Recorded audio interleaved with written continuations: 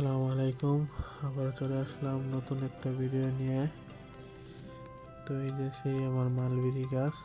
অবশেষে আমার বড় ছেলে তার নানু বাসায় বেড়াতে গেছে, তাই এই যে আমার দেখতেছেন মালবেরিগুলো পাকার সময় পেয়েছে। নয়তো সে বাসায় থাকলে সে এইগুলা খাওয়ার জন্য পাগল বানাই লইত। তো এই যে মালবেরিগুলা দেখেন একবার, অসংখ্য মালবেরি ছোট ছোট ডালে ছোট ছোট মালবেরি ধরে আছে। এই যে কি সুন্দর, প্রথমে সবুজ, পরে লাল, পরে কালো, রং বেরঙের মালবেরি হয় গাছের ভিতরে, কত সুন্দর দেখা যায় দেখুন। তো টক মিষ্টি স্বাদের মালবেরি, আবার অনেক সময় দেখা গেছে পুরোপুরি কালো হয়ে পাকলে পুরোপুরি মিষ্টি লাগে। তো অনেকটা আঙ্গুর ফলের মতো খাইতে। তো যাই হোক, বাচ্চারা খুব পছন্দ করে। দেখুন কত সুন্দর করে পাকছে, প্রত্যেকটা ডালের গিঠায় গিঠায় মালবেরি।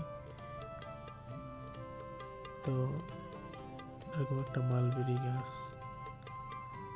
বাসার আঙিনায় থাকলে খুবই সুন্দর দেখা যায়। হঠাৎ করে একটা মানুষ এসে যদি দেখে এরকম একটা গাছ, একবার হলে জিজ্ঞাসা করবো এটা কি গাছ, এত সুন্দর ফল ধরে রয়েছে। তো মালবেরিগুলো অনেক সুন্দর হয়েছে। একটা মালবেরি প্রায় 1 ইঞ্চি সাইজের একটা মালবেরি। তো দেখতে অনেক সুন্দর। যে দেখুন কি পরিমাণে মালবেরি, প্রত্যেকটা ডালায় গিটায় গিটায় মালবেরি ধরে রয়েছে, কত সুন্দর। আল্লাহর সবই কি আল্লাহর নিয়ামত।